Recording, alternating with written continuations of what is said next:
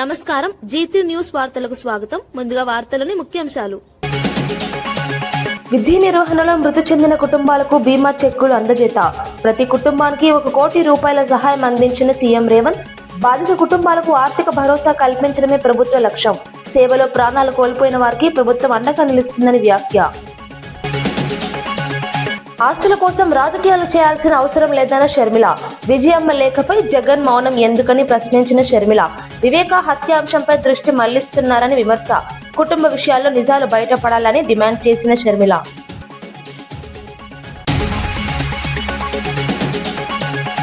ప్రతి నియోజకవర్గంలో integrated schools ఏర్పాటు దయాకర్. 5,000 కోట్లతో విద్యారంగంలో భారీ ప్రణాళిక ప్రకటించిన దయాకర్.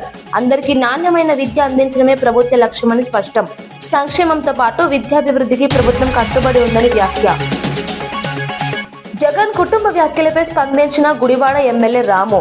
కొడాలి నాని వ్యాఖ్యలను ఖండించిన వెనిగండ్ల రాము. కుటుంబ సభ్యులే ప్రశ్నిస్తున్నారని వైసీపీపై వ్యాఖ్యలు. ప్రజల నుంచి దూరమైన నేతలు ఇప్పుడు మాట్లాడడం సరికాదని విమర్శ. శ్రీరామనవమి శోభయాత్రపై భద్రతా ఏర్పాట్లపై సిపి సమీక్ష. హైదరాబాద్ లో కట్టుదిట్టమైన బందోబస్తు ఏర్పాటు చేస్తున్నామని స్పష్టం. అవాంఛనీయ ఘటనలు జరగకుండా ముందస్తు చర్యలు తీసుకుంటామని హామీ.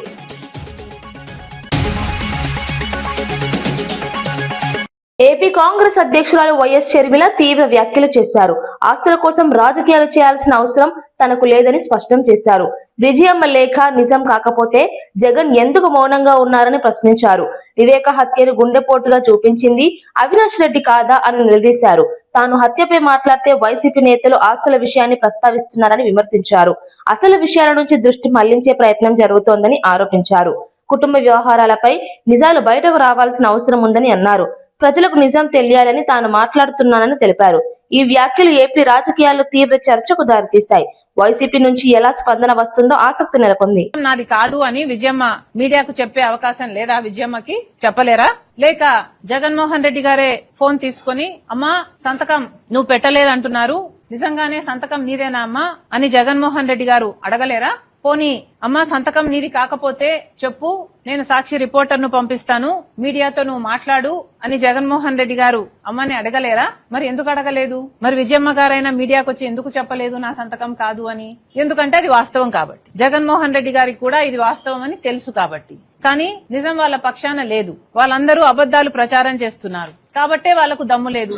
ఈ రోజు జగన్మోహన్ రెడ్డి గారైనా సరే ఇంతమంది సోషల్ మీడియాలో సైతాన్ సైన్యం చేత అయితేనేమి, లేక మీ పార్టీలో వాళ్ళ నాయకులనాలో కుక్కలనాలో వాట్ ఎవర్ అనుకోండి, వీళ్ల చేతైనా ఎందుకు మాట్లాడించడం? ఇది జగన్మోహన్ రెడ్డి గారి రాజకీయాలకు సంబంధించిన విషయం కాదు కదా. ఈ జగన్మోహన్ రెడ్డి గారు వ్యక్తిగతంగా ఆయన ఆస్తులకు సంబంధించిన విషయం అయినప్పుడు రాజశేఖర రెడ్డి గారి ఆదేశం జగన్మోహన్ రెడ్డి గారికి 4 బిడ్డలకు సమానంగా ఇవ్వాలి అని జగన్మోహన్ రెడ్డి గారికి తెలిసినప్పుడు ఎంఓయూలో జగన్మోహన్ రెడ్డి గారు నేను సంతకం పెట్టినప్పుడు మాట్లాడితే గిట్లాడితే జగన్మోహన్ రెడ్డి గారు మాట్లాడాలి కదా. ఎందుకు ఇతరులతో మాట్లాడిస్తున్నారు అంటే జగన్మోహన్ రెడ్డి గారికి మాట్లాడే దమ్ము లేదనుకోవాలా? అందుకే ఇతరుల వెనకాల దాపెట్టుకుని షూట్ చేస్తున్నారు అనుకోవాలా? ఏమనుకోవాలి? ఈరోజు సాక్షి పేపర్లో అయినా సరే కనీసం వీళ్లకు నిజాము పట్ల ఉన్న గౌరవం ఎంత అని చూసుకుంటే ఫ్రంట్ లోనేమో రాజశేఖర రెడ్డి గారి ఫోటో ఉంటుంది, పైన బ్యానర్ లో సత్యమేవ జయతే, సాక్షి మీద టైటిల్ అండి సత్యమేవ జయతే, పైన రాజశేఖర రెడ్డి గారి ఫోటో. కనీసం విజయమ్మ గారు రాసిన లెటర్ ని కనీసం ఆఖరి పేజీలో అయినా వేశారండి వీళ్ళ సత్యం పక్కన నిల్చుండేది. They are ashamed to truth. ప్రభుత్వ విద్యను బలోపేతం చేయడానికి కీలక నిర్ణయాలు తీసుకుంటున్నామని ఎమ్మెల్సీ అద్దంకి దయాకర్ తెలిపారు. కులాలకు అతీతంగా అందరికీ నాణ్యమైన విద్య అందించేందుకు 5,000 కోట్లతో ప్రతి నియోజకవర్గంలో ఒక ఇంటిగ్రేటెడ్ స్కూల్ ఏర్పాటు చేస్తున్నామని చెప్పారు. మండలానికి ఒక తెలంగాణ పబ్లిక్ స్కూల్ ఏర్పాటు చేస్తామని వివరించారు. విద్యా రంగంలో సమాన అవకాశాలు కల్పించడమే లక్ష్యమని అన్నారు. ఇందిరమ్మ కుటుంబ జీవిత బీమా పథకం ద్వారా కోట్ల కుటుంబాలకు 5 లక్షల వరకు బీమా అందిస్తున్నామని తెలిపారు. పేద కుటుంబాలకు భద్రత కల్పించడమే ఉద్దేశమని చెప్పారు. విద్యతో పాటు సంక్షేమం రెండింటినీ సమన్వయం చేస్తూ ప్రభుత్వం ముందుకు సాగుతోందని పేర్కొన్నారు. ఈ పథకాలు రాష్ట్ర అభివృద్ధికి దోహదం చేస్తాయని తెలిపారు. విద్య ఎస్సీ లేదు, ఎస్టీ లేదు, బీసీ లేదు, మైనారిటీ లేదు, ఓసీ లేదు, మనం అందరికి కూడా ఇవ్వగలిగింది విద్య. దానితోని ఒక మంచి ఫలితాలు తెలంగాణ సాధిస్తుందని ఒక ఆశయంతో ఆ రోజు ముఖ్యమంత్రి గారు మాకు చెప్పేది అధ్యక్ష. ఉచిత విద్య, ఉచిత వైద్యం ఇవ్వాలనే తలంపు ఉన్నప్పటికీ కూడా కొన్ని కారణాల వల్ల ఉచిత విద్య, ఉచిత వైద్యం అని మనం పెట్టలేము అధ్యక్ష. ఎందుకంటే 1991 నూతన ఆర్థిక విధానాలు లేకపోతే నూతన ఆర్థిక సంస్కరణల వల్ల మనం ప్రైవేటును మనమే ప్రోత్సహించినాం, కార్పొరేట్ను కూడా మనమే ప్రోత్సహించినాం. కాబట్టి ఒక్క ఉదుటిన ఉచిత విద్య ఉచిత వైద్యం అని అనలేక వంతుల వారీగా ప్రభుత్వ విద్యను ప్రభుత్వ వైద్యాన్ని మనం బలోపేతం చేసే దిశగా కార్యాచరణ ఉండాలనే దానికి ఈరోజు ఇక్కడ బీజాలు పడినాయి అధ్యక్ష. ఇలా తెలంగాణ పబ్లిక్ స్కూల్స్ పేరు మీద మండలానికి గరిష్టంగా 1, నియోజకవర్గానికి 5-6 స్కూల్స్ పెట్టాలని ఒక ఆలోచనతో కేటాయింపులు జరిగిన అంశాన్ని మిత్రులు గమనించాలని నేను కోరుతున్నా. వైద్యానికి సంబంధించి అంశం చెప్పే ముందు అధ్యక్ష, ఈ రాష్ట్రంలో 1,15,00,000 కుటుంబాలకు ఉచిత బీమా 5 లక్షల వరకు ఎవరికైనా సరే, దానికి ఏం పేద లేదు, ఉన్నతి లేదు, ఎవరికి లేదా, ప్రతి ఒక్క కుటుంబానికి ఈరోజు జీవిత బీమా కల్పించే ప్రయత్నం ఇలా ఇందిరమ్మ కుటుంబ జీవిత బీమా అని చెప్పి ప్రకటించిన అధ్యక్ష. ఇది ఏ పార్టీకి గతంలో వాళ్ళు కాక అవును మేము మా పార్టీతో ఉంటేనే మేము పథకాలు ఇస్తాం అన్నట్టుగా కాదు అధ్యక్ష. ఈరోజు మేము డబుల్ బెడ్రూమ్ ఇల్లు కూడా మిత్రుడు చెప్పిండు అధ్యక్ష. ఈరోజు ఏ లెవెల్లో ఉన్న వాటికి ఎంత పేమెంట్స్ చేయాలనే విషయంలో వారికి తెలియంది కాదు. ఈ బడ్జెట్లో కూడా 5,000 కాదు అధ్యక్ష, 7,300 కోట్ల పైచిలికేయాలి మేము ఏది చెల్లింపుల కొరకు ఇచ్చినాం. ఎందుకంటే ఇల్లు 1 సంవత్సరంలోనే పూర్తయ్యేది, 5 నెలల్లో పూర్తయ్యేది కాదు అధ్యక్ష. బునియాది లెవెల్లో కొంత, లెంటల్ లెవెల్లో కొంత, స్లాబ్ లెవెల్లో కొంత, L1, L2, L3గా మనం డిఫైన్ చేసినాం అధ్యక్ష. దాంట్లో ఇప్పుడు మనం చెల్లింపులు 5,500 కోట్ల పైచిలికి ఇప్పుడు చెల్లించిన పరిస్థితి అధ్యక్ష. కాబట్టి కులగణనలో ఓబీసీలకు ప్రత్యేక కాలం లేకపోవడంపై మాజీ మంత్రి శ్రీనివాస్ గౌడ్ కేంద్రాన్ని విమర్శించారు. దేశంలో జంతువుల లెక్కలు తీస్తూ ఓబీసీల లెక్కలు తీసుకోకపోవడం అన్యాయమని మండిపడ్డారు. 33 కాలమ్స్ లో బీసీల ప్రస్తావన లేకపోవడం ఆశ్చర్యకరమని అన్నారు. మెజారిటీ వర్గాలైన ఓబీసీలకు సరైన గుర్తింపు ఇవ్వాలని డిమాండ్ చేశారు. 42% రిజర్వేషన్లు ఇవ్వాలని స్పష్టం చేశారు. లేకపోతే ఢిల్లీని దిగ్బంధిస్తామని హెచ్చరించారు. సామాజిక న్యాయం కోసం పోరాటం కొనసాగిస్తామని తెలిపారు. కేంద్రం వెంటనే స్పందించి చర్యలు తీసుకోవాలని కోరారు. ఈ వ్యాఖ్యలు రాజకీయంగా చర్చనీయాంశమయ్యాయి. బీసీ వర్గాల్లో చర్చకు దారితీశాయి. జంతువుల లెక్క ఉంది కానీ మనుషుల లెక్క లేదు. అది మెజారిటీ వర్గాల యొక్క బీసీ లెక్క, ఓబీసీ యొక్క లెక్క లేదు. 80 సంవత్సరాల తర్వాత ఇప్పుడున్నటువంటి ప్రభుత్వం మేము కులగణన చేస్తామని చెప్పి గొప్ప ప్రకటన చేసింది. మరి చాలామంది అన్ని రాష్ట్రాల్లో ప్రతి ఎలక్షన్లో గొప్ప చెప్పుకున్నారు, మేము కులగణన చేస్తున్నాం, అత్యధిక జనాభా గలటువంటి ఓబీసీలకు అన్యాయం జరిగింది, కులగణన తర్వాత మీకు అన్ని రంగాల్లో రిజర్వేషన్ ఇస్తామని చెప్పి గొప్పలు చెప్పుకున్నది. మరి అసలు రంగు ఇప్పుడు బయటపడ్డది. కులగణన స్టార్ట్ అయింది. ఎస్సీ కుటుంబాలన్నీ, ఎస్టీ కుటుంబాలన్నీ, ఏ కుటుంబాలన్నీ అని 33 కాలమ్స్ పెట్టింది. కానీ మరి దానిలో బీసీ కుటుంబాలు అనేది ఎందుకు రాలేదు? ఎప్పుడు చేస్తారు? మీకు ₹1 ఖర్చు కాదు అదనంగా. మీకు నిజంగా చిత్తశుద్ధి ఉంటే ఖచ్చితంగా కూడా 34వ కాలంలో ఓబీసీల కుటుంబాలు ఎన్ని హౌస్ హోల్డ్స్ ఉన్నాయి అని లెక్క పెట్టాలి. కానీ మీకు ఆ ఉద్దేశం లేదు. కేవలం అధికారం రావడానికి మాత్రమే వీళ్ళు కావాలా, వీళ్ళని ఉపయోగించుకోవాలని చెప్పి ఇలా మోసం చేస్తూ మోసపూరితమైనటువంటి ఆలోచన ఉన్నందుకే మీరు ఆ కాలం పెట్టలేదు. మేము డిమాండ్ చేస్తూ ఉన్నాం. ప్రధానమంత్రి ఓబీసీ కదా, ప్రధానమంత్రి అంటే ఓబీసీ ప్రధానమంత్రి ఎవరి చేతులు ఉన్నాడు? కనీసం ఒక మంత్రిత్వ శాఖ లేదు, బడ్జెట్ లేదు, ఎక్కడ ఏం లేదు, అన్నిట్లో అన్యాయమే. కనుక ఖచ్చితంగా ఇచ్చిన మాట ప్రకారం ఈ ప్రభుత్వం వెంటనే మార్చాలి. కులగణనలో ఓబీసీల కుటుంబాల సంఖ్యను చేర్చాలి. అప్పుడే సామాజికంగా, ఆర్థికంగా అన్ని రంగాల్లో రేపు భవిష్యత్తులో వీళ్ళ స్థితిగతులను బట్టి రిజర్వేషన్ కూడా ఇవ్వడానికి అవకాశం ఉంటుంది. మీకు నిజమైనటువంటి ఓబీసీ మీద ప్రేమ అనేది ఉంటే ఖచ్చితంగా మీరు చేర్చండి. లేనట్లయితే మీ యొక్క బండారం ఖచ్చితంగా మేము బయటేసి రాష్ట్ర వ్యాప్తంగా, దేశవ్యాప్తంగా కూడా ఆందోళన చేసి మరి మోసం చేస్తుందని చెప్పి ఖచ్చితంగా మేము ప్రజాకోర్టులో మీకు శిక్ష పెట్టేట్టు గ్యారెంటీగా చేస్తాం. ఈరోజు ఏ రాష్ట్రం చూసినా కూడా అధికారంలో రావడానికి, ఈ దేశంలో ప్రధానమంత్రి కావడానికి ఓబీసీలో ఓట్లే.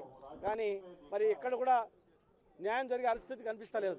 మేము గతంలో చట్టసభలో కూడా రిజర్వేషన్ అవ్వాలని చెప్పి మరి టీఆర్ఎస్ గవర్నమెంట్లో మేము రెజల్యూషన్ పాస్ చేసి పంపడం జరిగింది. మరి ఇంతవరకు కూడా అది లేదు. 42% రిజర్వేషన్ ఇవ్వాలని కూడా ఇక్కడికి వచ్చింది, అది కూడా లేదు. అంటే ఈ ప్రభుత్వాలకు మనల్ని ఓటు బ్యాంకుని చూస్తుంది తప్ప నిజంగా మనల్ని బాగు చేయాలనే ఆలోచన లేదు. ఖచ్చితంగా అందరూ సంఘటితంగా కొట్లాడాల్సిన అవసరం ఉంది, పోరాటం చేయాల్సిన అవసరం ఉంది. ఈ న్యాయమైన డిమాండ్ను వీళ్ళు నెరవేర్చకపోతే ఖచ్చితంగా వీళ్ళను నిలదీయాల్సిన అవసరం ఉందని చెప్పని ఇలాంటి సంఘటనలు, ఇలాంటి ధర్నా కార్యక్రమం ఇంకా ఎక్కువ చేయాలి.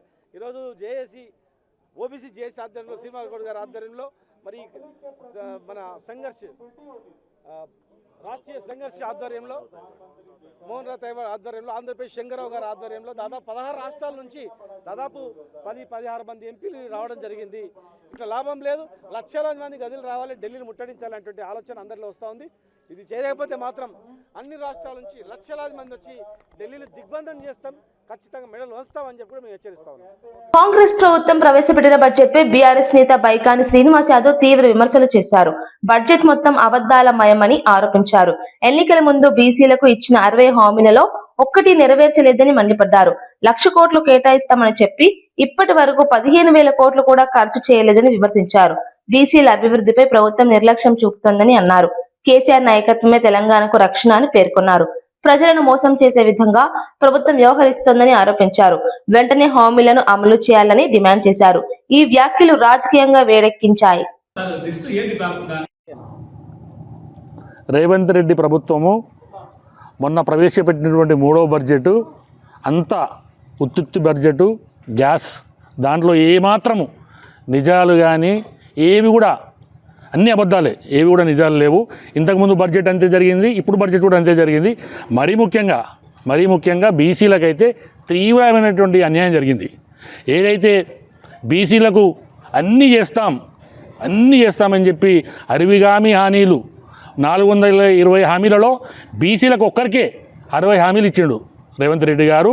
పిసిసి అధ్యక్షుడిగా బట్టి విక్రమార్క గారు అందరూ పాదయాత్రలు చేసి అల్లి బుల్లి మాటలు చెప్పి 60 హామీలు ఇచ్చి దానిలో ఏ ఒక్క హామీ కూడా నెరవేర్చలేదు ఈ రోజు వరకు కూడా. నేను ఒకటే చెప్తున్నా రేవంత్ రెడ్డి ప్రభుత్వానికి, గడిచిన 3 బడ్జెట్లు అయినాయి కదా ఇప్పటికీ, బీసీల మీద మీకు ఎంత ప్రేమ ఉంది మీ బడ్జెట్ ద్వారానే తెలుస్తుంది. మీరు కేటాయించినటువంటి నిధులు దాదాపుగా 1,00,000 కోట్లు కేటాయిస్తామన్నారు 5 సంవత్సరాలకు గాను. ఇప్పటికి మీరు కేటాయించింది ఎంత ఒక్కసారి మీరు మీ బడ్జెట్ని చూసుకోవాలి. కేటాయించింది ఒక ఎత్తు, దానిలో ఖర్చు పెట్టింది శ్రీరామనవమి వేడుకల నేపథ్యంలో హైదరాబాద్ లో భద్రతా ఏర్పాట్లపై సిపి సజ్జనార్ సమీక్ష నిర్వహించారు. ఈ నెల 27న జరిగే శోభయాత్రకు పకడ్బందీ ఏర్పాట్లు చేస్తున్నామని తెలిపారు. జిహెచ్ఎంసీ కమిషనర్ ట్రాఫిక్ అధికారులతో కలిసి బందోబస్తు చర్యలను పరిశీలించారు. అవాంఛనీయ ఘటనలు జరగకుండా ముందస్తు జాగ్రత్తలు తీసుకుంటున్నామని చెప్పారు. ఆర్గనైజర్లు పోలీసులకు సహకరించాలని విజ్ఞప్తి చేశారు. యాత్రను నిర్ణీత సమయానికి ప్రారంభించాలని సూచించారు. భక్తులు నియమాలను పాటిస్తూ కార్యక్రమంలో పాల్గొనాలని కోరారు. నగరంలో శాంతి భద్రతలకు ప్రాధాన్యత ఇస్తున్నామని తెలిపారు. పండుగను ప్రశాంతంగా నిర్వహించేందుకు అన్ని ఏర్పాట్లు పూర్తి చేస్తున్నామని స్పష్టం చేశారు. స్టార్ట్ చేస్తే మనకు కూడా ఈజీ ఉంటుంది. కన్సర్న్ ఎవరెవరు ఉన్నారు ఈ ఒక ప్రొసెషన్ వాళ్ళు కూడా అక్కడ లోకల్లో ఉన్న ఆఫీసర్స్ తోని కోఆర్డినేట్ చేస్తే ఎటువంటి ఇబ్బంది ఉండదు, ఎటువంటి లేట్ కూడా కాదు, మనకు కూడా మీకు ప్రెషరైజ్ చేసే ఒక అవకాశం కూడా దొరకదు. So I request the organisation Bhagavantarao గారికి, మన పెద్దలు మన గోవింద్ రాటి గారికి అందరు కూడా మీరు టైం ప్రకారం ఈ ప్రొసెషన్ స్టార్ట్ చేయడానికి అక్కడ లోకల్ ఆర్గనైజర్స్ ని కోఆర్డినేట్ చేయని చెప్పి నేను కోరుతున్నాను. ఎమ్మెల్యే వీర్లపల్లి శంకర్ ను పిసిసి ఓబీసీ విభాగం చైర్మన్ గా నియమించడం ద్వారా పార్టీ బలోపేతం అవుతుందని టీపీసీసీ అధ్యక్షుడు మహేష్ కుమార్ గౌడ్ తెలిపారు. ఆయన నాయకత్వంలో ఓబీసీ విభాగం మరింత బలపడుతుందని విశ్వాసం వ్యక్తం చేశారు. రాహుల్ గాంధీ ఆలోచనల మేరకు సీఎం రేవంత్ రెడ్డి నేతృత్వంలో కులగణన చేపట్టామని చెప్పారు. ఒక పద్ధతి ప్రకారం ఒక డిసిప్లిన్ గా వారి కార్యక్రమాలు చేస్తారు. నియోజకవర్గానికి నేను అర్ధరాత్రి 11 గంటలకు ఫోన్ చేసి పొద్దున 9 గంటలకు మీటింగ్ కావాలంటే 5,000తో మీటింగ్ పెట్టే కెపాసిటీ ఉన్నటువంటి శంకర్ గారిని ఓబీసీ డిపార్ట్మెంట్ చైర్మన్ చేస్తే ఇది బలోపేతం అవుతుందని, తద్వారా కాంగ్రెస్ పార్టీకి బలం చేకూరుతున్న ఒక ఏకైక ఉద్దేశంతోనే శంకరన్న గారిని వాళ్ళ పిసిసి ఓబీసీ డిపార్ట్మెంట్ చైర్మన్ గా చేసినారు. నాకు ఆశ ఉంది, తప్పకుండా శంకరన్న నేతృత్వంలో ఓబీసీ డిపార్ట్మెంట్ బలపడి వచ్చే ఎన్నికల నాటికి మీ నేతృత్వంలో అత్యధిక సీట్లు బీసీలకు ఇప్పించుకొని 100 సీట్లు తగ్గకుండా కాంగ్రెస్ పార్టీ గెలుచుకొని మళ్ళీ అధికారంలోకి వస్తుంది. ఇది నా మాట, మీ మాటగా చెప్తా ఉన్నాను. మిత్రులారా, పొన్నం ప్రభాకర్ గారు చెప్పినారు కేబినెట్ లో వారితో పాటు మా సిఆర్ఎన్న, సురేఖ అక్క ముగ్గురు కూడా అనునిత్యం బీసీలకు రావాల్సిన వాటా గురించి పోరాడుతా ఉన్నారు. గతంలో తెలంగాణ ఉద్యమంలో పెద్దలు హనుమంతరావు గారు, మధుయాష్ గారు, పొన్నం ప్రభాకర్ గారు వీరే కదా పోరాటం చేస్తే తెలంగాణ వచ్చింది. సో ప్రతి పోరాటంలో బీసీల ఆరాటం ఉంది కాబట్టే వాళ్ళ తెలంగాణ సాకారమైంది. మా సిఆర్ఎన్ చెప్పినట్టుగా మొన్నటి ఎన్నికల్లో బీసీలు గనక కాంగ్రెస్ కి మద్దతు పలకుండా ఉండి ఉంటే మనం అధికారంలోకి వచ్చే అవకాశమే లేకుండే. బీసీలు ఏకమైనరు కారణం రాహుల్ గాంధీ గారు ఎంచుకున్నటువంటి బాట. బీసీలు ఎందుకు ఏకమయ్యారు? రాహుల్ గాంధీ గారు ఈ దేశంలో భారత్ జోడో యాత్ర చేసి ఈ దేశాన్ని భౌగోళికంగా కాకుండా సాంఘిక పరంగా స్థానిక స్థితులగతుల పరంగా చదవగలిగినాడు కాబట్టే జిస్కి జితని ఆబాది ఉనికి ఉతిని బాగేదన నినాదం తీసుకొచ్చినాడు. అది వాళ్ళ నినాదం కాదు, ఉద్యమంగా మారింది. యావత్ దేశంలో బీసీల మూమెంట్ గా మారింది కాబట్టే ఇవాళ దేశమంతా కూడా బీసీ ఆకర్షణ జరుగుతా ఉంది. ఇవాళ నేను అభినందిస్తా ఉన్నాను రాష్ట్ర ముఖ్యమంత్రి రేవంత్ రెడ్డి గారిని. రాహుల్ గాంధీ ఆకాంక్షని పరిపూర్ణంగా నెరవేరుస్తూ దాదాపు 95 ఏళ్ల తర్వాత ఆనాడు బ్రిటిష్ వారు చేస్తే కుల సర్వే 95 ఏళ్ల తర్వాత ఈ దేశంలో ఏదైనా ప్రభుత్వం కుల సర్వే చేసింది అంటే అది తెలంగాణ ప్రభుత్వం రేవంత్ రెడ్డి గారి నేతృత్వంలో కుల సర్వే చేయడమే కాకుండా ఒక అఫీషియల్ డాక్యుమెంట్ ఇవ్వగలిగినాం. ఈ రాష్ట్రంలో బీసీలు 57% ఉన్నారని ఒక అధికారిక ప్రకటన చేయగలిగినాం. ఇది హక్కుగా మనకు వచ్చింది. మిత్రులారా, కాంగ్రెస్ పార్టీ మాట కట్టుబడి ఉండి బీసీలకు 42% ఇందాక పితృ ప్రభాకర్ చెప్పినట్టుగా నేను వర్కింగ్ ప్రెసిడెంట్ గా ఆనాడు నేనే బీసీ డిక్లరేషన్ ప్రవేశపెట్టినాను. 42% స్థానిక సంస్థల్లో ఇస్తామని చెప్పాం. దానికి అదనంగా విద్యా ఉపాధులు కూడా 42% ఇస్తూ అసెంబ్లీలో చట్టం చేశాం. బీజేపీ నాయకులు మద్దతు ఇచ్చినారు, టీఆర్ఎస్ వాళ్ళు సపోర్ట్ చేసినారు, ఓటేసినారు. కృష్ణా జిల్లా గుడివాడలో ఎమ్మెల్యే వెనిగండ్ల రాము కీలక వ్యాఖ్యలు చేశారు. మాజీ మంత్రి కొడాలి నాని వ్యాఖ్యలను ఖండిస్తూ స్పందించారు. జగన్ కుటుంబ సభ్యులే ఆయన చేసిన అన్యాయాన్ని ప్రశ్నిస్తున్నారని అన్నారు. వైసీపీ నేతలు ముందుగా వారికి సమాధానం చెప్పాలని సూచించారు. ప్రజలకు దూరమై 21 నెలలుగా కనిపించని కొడాలి నాని ఇప్పుడు ఎలా రాజకీయ వ్యాఖ్యలు చేస్తున్నాడని ప్రశ్నించారు. ప్రజల అభిప్రాయం తెలుసుకోకుండా వ్యాఖ్యలు చేయడం సరికాదని అన్నారు. రాష్ట్ర రాజకీయాల్లో వైసీపీ పరిస్థితిపై ఈ వ్యాఖ్యలు చర్చకు దారితీశాయి. ప్రజలు నిజాలను గుర్తించాలి. చెబుతూ ఉంటారు మేడం, అంతా బాగుంది అంతా బాగుంది అంతా బాగుందని చెప్పి కళ్ళకి అంటూ ఉంటారు చూసారా. ఆ కళల్లో వచ్చేసి అన్నీ చెప్పుకుంటూ వచ్చి తీసుకుని వస్తున్నారు. కానీ ఏ ప్రజలతో మాట్లాడాడు ఆయన? ఎవరితో కలిశాడు? ఏ తుఫాను వచ్చినప్పుడు ఉన్నాడు? ప్రజలు ఏ కష్టంలో వచ్చినప్పుడు ఉన్నాడు? ఏ రకంగా తెలిసొద్దు దానికి? మీరు ప్రజలు ఏమనుకుంటున్నారనేది పక్కన పెడితే ప్రజలు ఏమనుకుంటున్నారనేది ఈయనకి ఎక్కడ తెలుస్తుంది అనేది నా క్వశ్చను. ఎప్పుడన్నా కలిస్తే కదా. ఆయన ఎప్పుడో మర్చిపోయారు ప్రజలు. మళ్ళీ సీటు కోసం ఏదో చెప్తూ ఉంటారు. అది అవకాశమే లేదు. ఓకే, క్లియర్గా చెప్తున్నా. ఇప్పుడు రోజుకు వచ్చి 100 మందిని కలుపుతారా, 10 మందిని కలుపుతారా, ఐదుగురిని కలుపుతారా, చెబుతారా అని తింటారు. ఇంతకుముందు ఆయన 20 ఏళ్ళు ఎమ్మెల్యేగా ఉన్నాడు కాబట్టి ఓకే, ప్రజలు ఏమనుకున్నారంటే ఆయనకు అంతా తెలిసేమో అనే ఉద్దేశంతో ఉన్నారు. నిజానికి ఏమీ తెలియకుండా ఇట్లాంటి మాటలే అప్పుడు చెప్పిందే. బేసిక్గా ఎవరితో కలిసే పని లేదు దీంట్లోంచి. అవన్నీ తప్పని మొన్న 24 ప్రూవ్ అయిపోయింది. ఆయనకి అంత సత్తా లేదు, ఈయనకేం విషయం లేదు అనే మ్యాటర్. మళ్ళీ ఇప్పుడు కూడా మనం ఆయన గురించి మాట్లాడుకుంటాం అనేది దండగా. ఇంకోసారి అలా వచ్చినప్పుడల్లా చెబుతూనే ఉంటాడు. ఆయన అడగగానే నన్ను అడుగుతారు క్వశ్చన్లో దండకి. ఎందుకు మాట్లాడతాడో ఆయనకి తెలియదు. ఇది ఏమన్నా ప్రజల సమస్య ఇది. ఈ విషయం మీద ప్రజలు ఎలా అనుకుంటున్నారు? ఓకే, ఆయన ఎవరితో మాట్లాడాడు, ఎంతమంది చెప్పారు, చెప్పమనండి నేను మాట్లాడు. తండ్రి చనిపోతే కూతుర్లకి కొడుకులకి ఆస్తి పంచుతారు, కానీ తన సొంత ఆస్తిని కూడా జగన్మోహన్ రెడ్డి చెల్లికి పంచారు. అలాంటి వాటిపైన కూటమి నాయకులు విమర్శలు చేస్తున్నారని చెప్పి కూటమి నాయకులు కాదండి చేస్తుంది, విమర్శలు చేస్తుంది సొంత చెల్లి. బేసిక్గా మేము వింటున్నాం అంతే. ఆయన చెప్పింది వింటున్నాం, ఆవిడ చెప్పింది వింటున్నాం. మాకేది కరెక్ట్ అని మీకు అనిపిస్తుంది? మీరు ఆలోచించుకోండి. ఒకటే ప్రశ్న. ఇప్పుడు జగన్మోహన్ రెడ్డి గారు చెప్పింది వింటున్నాము, ఇద్దరు చెల్లెళ్ళు చెప్పింది వింటున్నాము. ఏది కరెక్ట్ అనిపిస్తుంది ఎవరికైనా కానీ? అది వాళ్ళే వదుకోండి. మాకు మధ్యలో ఎందుకు మధ్యలో గోలా? ఏంటి ఓకే అని డబ్బులు ఇవ్వలేదని తల్లి వాళ్ళ మదర్ చెప్తున్నారు, వాళ్ళ సిస్టర్స్ చెబుతున్నారు. అలాగే ఈయన వివేకానంద రెడ్డి గారి మర్డర్ కేసు గురించి అలాగే ఉంది. ఓకే, ఆయన మనం చెప్పేది కాదు, వాళ్ళ సిస్టర్సే చెప్తున్నారు. అందరూ డైరెక్ట్గానే ఆవిడే చెబుతుంది. అంటే మేనల్లుడికి మేనగోడలకి అన్యాయం చేశాడు అని చెప్పేసి వాళ్ళ మదరే. దానికి మాకేం పని అండి బేసిక్గా మధ్యలో మాట్లాడటానికి? వాళ్ళకి ఆస్తులు వచ్చినాయా రాలేదా ఎవరి పర్సనల్ విషయం వాళ్ళది, దాంట్లో చూసుకునివ్వండి. మేము విమర్శలు చేయట్లా. ఇక్కడ వీళ్ళు గవ్వుకుని కుళ్ళిపోయి మేమేమైనా చేసేస్తామో విమర్శలు అని చెప్పి జనాలు ఈ కొత్త ఈ లాజిక్లు తీసుకొస్తున్నారు. కానీ దీంట్లోకి అది చెప్పింది చక్కగా స్పష్టంగా చెప్తున్నారు. చెల్లెళ్ళిద్దరూ అలాగే మదరు అందరూ. వాళ్ళు నమ్ముతారా నమ్మరా ప్రజలు ఇష్టం, మనకెందుకు బేసిక్.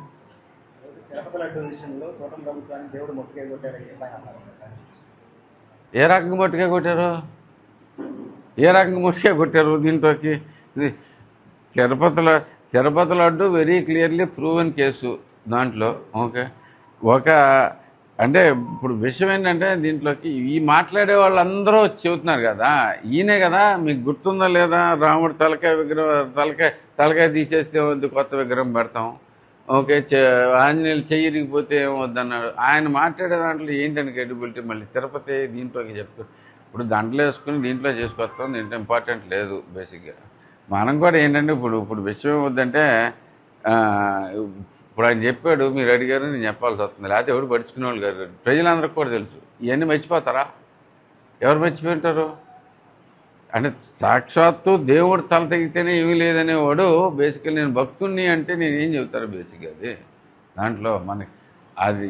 విద్యుత్ శాఖలో విధి నిర్వహణలో మరణించిన ఉద్యోగుల కుటుంబాలకు సీఎం రేవంత్ రెడ్డి ఆర్థిక సహాయం అందించారు. ప్రతి కుటుంబానికి 1 కోటి రూపాయల ప్రమాద బీమా చెక్కులను అందజేశారు. బాధిత కుటుంబాలకు ఆర్థిక భరోసా కల్పించడమే ప్రభుత్వ లక్ష్యమని తెలిపారు. ఈ పథకం ద్వారా ఉద్యోగుల కుటుంబాలకు భద్రత లభిస్తుందని పేర్కొన్నారు. సేవలో ప్రాణాలు కోల్పోయిన వారిని ప్రభుత్వం గుర్తిస్తోందని చెప్పారు. వారి కుటుంబాలకు అండగా నిలవడం బాధ్యతగా భావిస్తున్నామని తెలిపారు. ఈ చర్చతో బాధిత కుటుంబాలకు కొంత ఊరట కలిగిందని అన్నారు. సంక్షేమ భద్రతకు ప్రభుత్వం ప్రాధాన్యత ఇస్తుందని స్పష్టం చేశారు.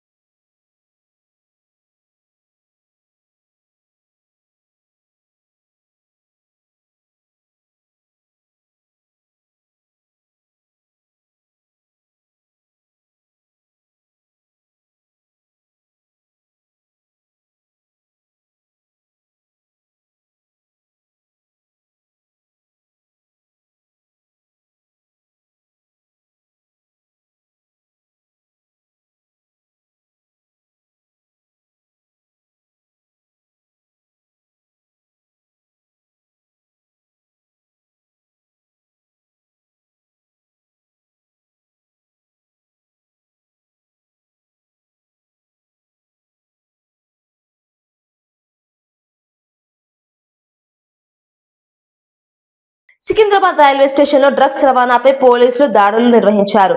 జీఆర్పీ, ఈగల్, ఆర్పీఎఫ్ సంయుక్తంగా తనిఖీలు చేపట్టి 2 నిందితులను అరెస్ట్ చేశారు. ఒడిశా నుంచి ఢిల్లీకి గంజాయి తరలిస్తున్నట్టు గుర్తించారు. వారి వద్ద నుంచి 10 కిలోల గంజాయి, 2 మొబైల్ ఫోన్లు స్వాధీనం చేసుకున్నారు.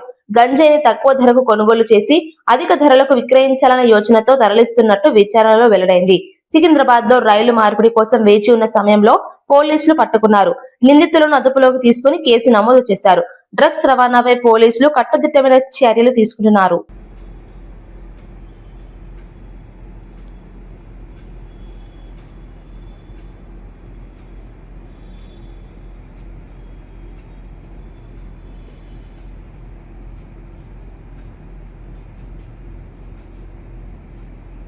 మెదక్ జిల్లా చేగుంటలో విద్యార్థులు కళాశాల యాజమాన్యంపై ఫిర్యాదు చేశారు. శ్రీ సాధన డిగ్రీ కళాశాలలో చదివిన 11 మంది విద్యార్థులకు ఒరిజినల్ మెమోలు ఇవ్వడం లేదని ఆరోపించారు. స్కాలర్షిప్ మాత్రమే తీసుకుంటున్నామని చెప్పి చేర్చుకొని ఇప్పుడు ఫీజులు చెల్లిస్తేనే సర్టిఫికేట్లు ఇస్తామని ఇబ్బంది పెడుతున్నారని తెలిపారు. డిగ్రీ పూర్తి అయి ఏడాదైనా మెమోలు ఇవ్వకపోవడంతో ఉన్నత చదువులు, ఉద్యోగ అవకాశాలు కోల్పోతున్నామని ఆవేదన వ్యక్తం చేశారు. పలుమార్లు అడిగిన యాజమాన్యం స్పందించడం లేదని అన్నారు. అధికారులు జోక్యం చేసుకుని తమకు న్యాయం చేయాలని డిమాండ్ చేశారు. ఈ ఘటనపై చర్యలు తీసుకోవాలని కోరుతున్నారు. మాకు కానీ ఎలాంటి న్యాయం లేదు. మరి న్యాయం జరిపించాలని, న్యాయం కావాలని మేము కోరుకుంటున్నాం. ఏం కాలేజ్ లేదా తీసేసిండు. వేరే కాలేజీకి సర్టిఫికెట్లు వేరే కాలేజీకి ఇచ్చిండు, పంపించేసి వాళ్ళు ఏమంటారు అంటే మీరు పైసలు వాళ్ళు ఏమంటారు అంటే ఇన్ఛార్జ్ మీరు డబ్బులు కట్టేసి 30,000 రూపీస్ మీరు డబ్బులు కట్టేసి మీ సర్టిఫికెట్లు మీరు తీసుకొని. ఏ కాలేజ్ పంపించు? నారాయణ మెమోరియల్. నారాయణ మెమోరియల్ చేగుంట అమ్మ నర్సింగ్ చేగుంటకి అక్కడ ఎంత కట్టాలి? 1000 ఇవ్వాలని వాళ్ళు డిమాండ్ చేస్తున్నారు మా దగ్గర. ప్రతి ఒక్క విద్యార్థి దగ్గర ఎంత వీళ్ళు ఎన్నో తరగతి? ప్రతి ఒక్క వీళ్ళు డిగ్రీ కంప్లీట్ అయిపోయింది.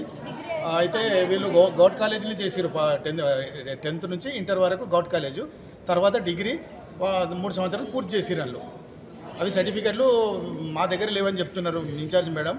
మళ్ళీ నారాయణ ఇక్కడ నార్సింగ్లో నారాయణ కాలేజీలోకి మేము అక్కడ పంపించినామని చెప్పి వాళ్ళు మాట్లాడితే అక్కడ పోతే మాకు రెస్పాన్స్ అక్కడ లేదు, ఇక్కడ లేదు. ఎంతమంది టోటల్ విద్యార్థులు? టోటల్ 21, 22 దాకా. నెల్లూరు జిల్లా ఉదయగిరిలో మండల ప్రజా పరిషత్ నూతన కార్యాలయాన్ని ప్రారంభించారు. MLA Kakarla Suresh, ZP chairperson Anam Arunamma కలిసి ఈ భవనాన్ని ప్రారంభించారు. సుమారు 83 లక్షల రూపాయల వ్యయంతో నిర్మించిన ఈ కార్యాలయం ఆధునిక సదుపాయాలతో రూపొందించబడింది. మండల అభివృద్ధి పనులకు ఇది కేంద్రంగా మారుతుందని తెలిపారు. కార్యాలయాలు సక్రమంగా ఉంటే పరిపాలన కూడా పారదర్శకంగా జరుగుతుందని అన్నారు. ప్రజలకు మెరుగైన సేవలు అందించడమే లక్ష్యమని పేర్కొన్నారు. ఈ కార్యక్రమంలో స్థానిక నాయకులు, అధికారులు పాల్గొన్నారు. మండల అభివృద్ధికి ఇది కీలక అడుగుగా భావిస్తున్నారు.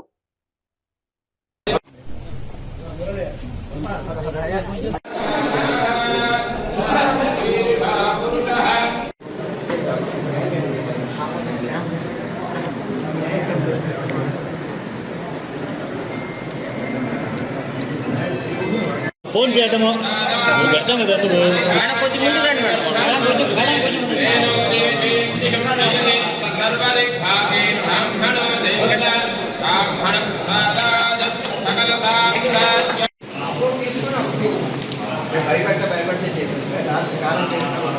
నేను ఒకసారి చూసేది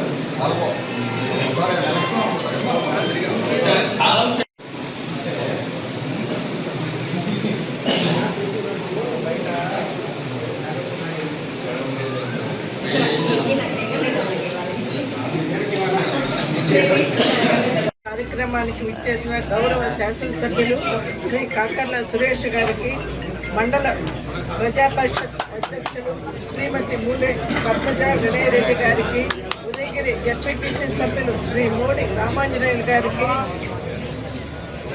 ఉదయగిరి మండల ప్రజా పరిషత్ అధ్యక్షులు వారి కోరిన మేరకు నేను 2025 జనవరి మాసంలో ఈ కార్యాలయంకు సందర్శించడం జరిగింది. ఆ సమయంలో అధ్యక్షుల వారు కార్యాలయం శిథిలావస్థలో ఉంది మరియు నిర్మించుటకు మండల ప్రజా పరిషత్ 15వ ఆర్థిక సంఘం నిధులతో పాటు జిల్లా పరిషత్ నుండి నిధులు మంజూరు చేయవలసిందిగా కోరాను. 2025 మాసంలో ఈ కార్యాలయం భవనం కొరకు జిల్లా ప్రజా పరిషత్ 15వ ఆర్థిక సంఘం నిధుల నుంచి 36.20 లక్షలు మంజూరు చేసి తగిన నిర్మాణం పూర్తి చేయవలసిందిగా సూచించడమైనది. అందుకు తగ్గట్లుగా వార్తలు ముగించే ముందు ముఖ్యాంశాలు మరోసారి. విధి నిర్వహణలో మృతి చెందిన కుటుంబాలకు బీమా చెక్కులు అందజేత. ప్రతి కుటుంబానికి 1 కోటి రూపాయల సహాయం అందించిన సీఎం రేవంత్. బాధిత కుటుంబాలకు ఆర్థిక భరోసా కల్పించడమే ప్రభుత్వ లక్ష్యం. సేవలో ప్రాణాలు కోల్పోయిన వారికి ప్రభుత్వం అండగా నిలుస్తుందని వ్యాఖ్య. ఆస్తుల కోసం రాజకీయాలు చేయాల్సిన అవసరం లేదన్న షర్మిల. విజయమ్మ లేఖపై జగన్ మౌనం ఎందుకని ప్రశ్నించిన షర్మిల. వివేక హత్యాంశంపై దృష్టి మళ్లిస్తున్నారని విమర్శ. కుటుంబ విషయాల్లో నిజాలు బయటపడాలని డిమాండ్ చేసిన షర్మిల.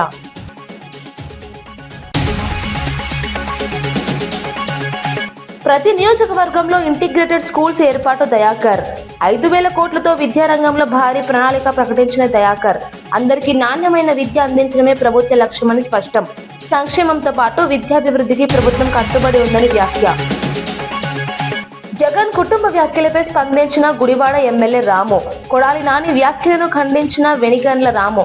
కుటుంబ సభ్యులే ప్రశ్నిస్తున్నారని వైసీపీపై వ్యాఖ్యలు. ప్రజల నుంచి దూరమైన నేతలు ఇప్పుడు మాట్లాడడం సరికాదని విమర్శ.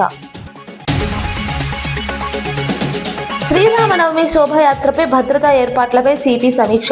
హైదరాబాద్ లో కట్టుదిట్టమైన బందోబస్తు ఏర్పాటు చేస్తున్నామని స్పష్టం. అవాంఛనీయ ఘటనలు జరగకుండా ముందస్తు చర్యలు తీసుకుంటామని హామీ.